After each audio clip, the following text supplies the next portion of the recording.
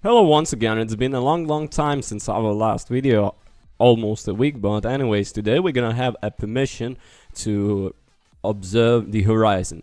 So I know that it's been a long time since the horizon already released, but you see, I have to dive into this game to make a full review on that.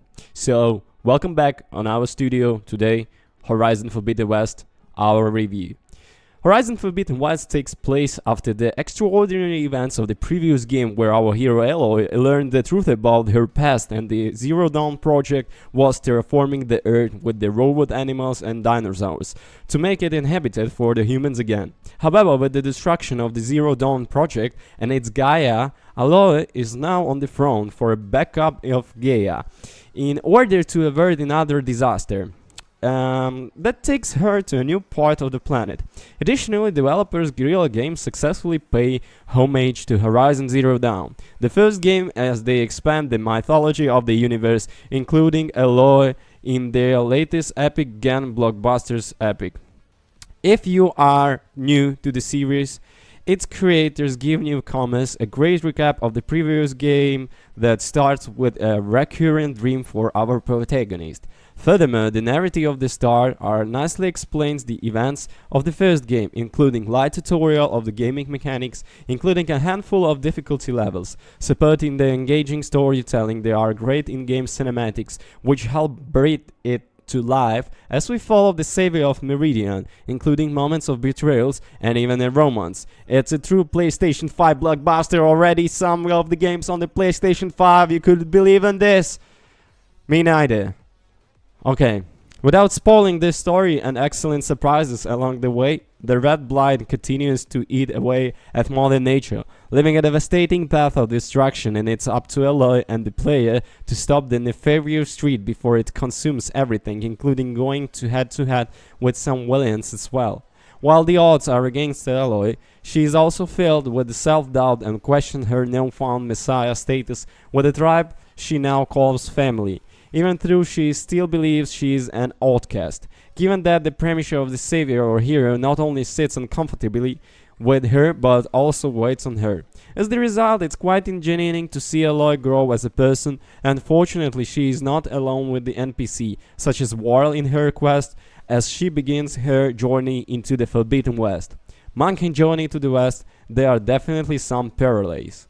In terms of the gameplay, Horizon Forbidden West is very similar to the previous game, however, with tweaks and additions that not only looks amazing on the PlayStation 5, but plays exceptionally well. Furthermore, the developers add haptics to the game, which makes your journey more immersive as you explore these large open world areas with some stunning world design, both on land and underwater, including satisfying combat. Whenever this is drawn, you are browsing or pushing your way through something physical in the game, it helps you become more present in this virtual world. Supporting you, Aloy has access to the pullcaster, a grappling hook, which allows you to access areas while climbing. Is this not possible, including using the device to interact with the certain puzzles? Compared to the previous game, the climbing mechanics are much more fluid experience and doesn't feel clunky anymore. Another piece of equipment is the AR device dubbed Second Sight that highlights areas that you can interact with, including bringing some of the past to the life, or if you get stuck the solution. As you are playing in a post-apocalyptic world, crafting is important, and let Aloy create new items such as poison, weapon, upgrades or arrows, including the pullcaster.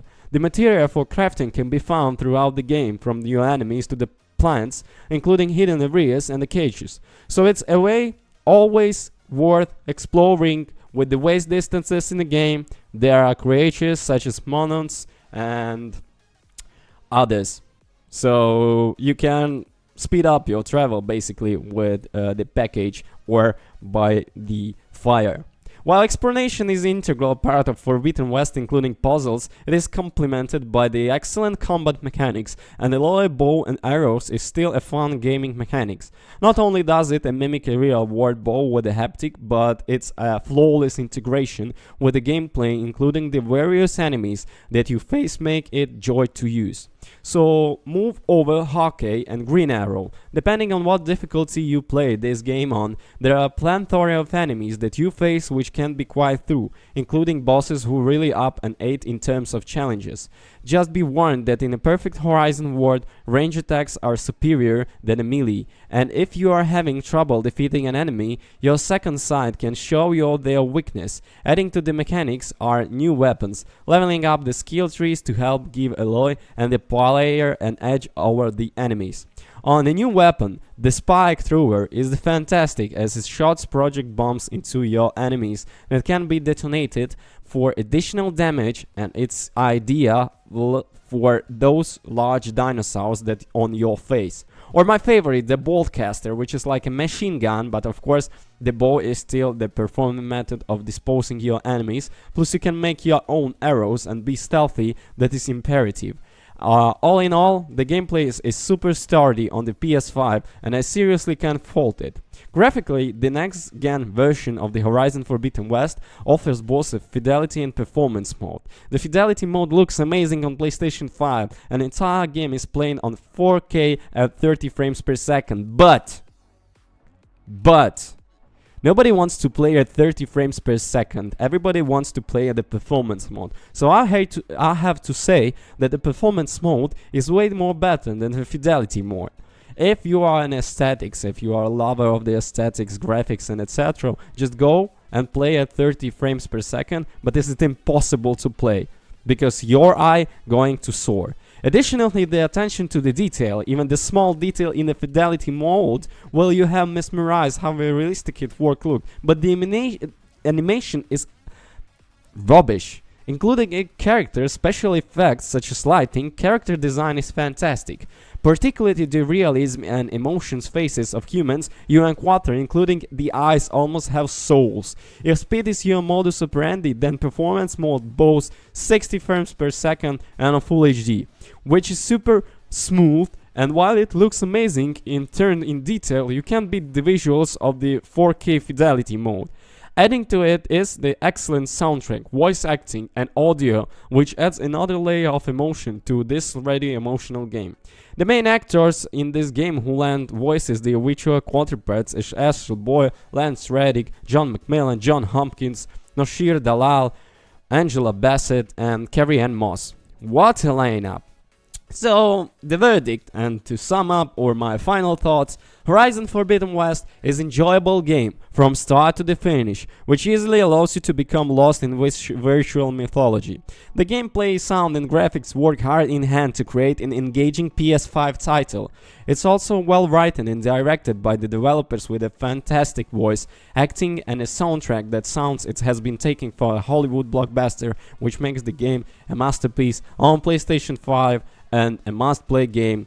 No, it's a masterpiece on 2022. So if you have your PlayStation 5 ready, just go and buy the game, because you won't be regretting this. This game will be suck you into itself for a long time. Anyway, I was been playing 56 hours and I'm still got a lot of plenty quests to do. So nevertheless, I'm going to do it on the Platinum. So thank you for watching, subscribe, thumbs up, comment, and anyway, you can find it on the PlayStation Store. The Forbidden West is always on the PlayStation Store. So thank you, peace.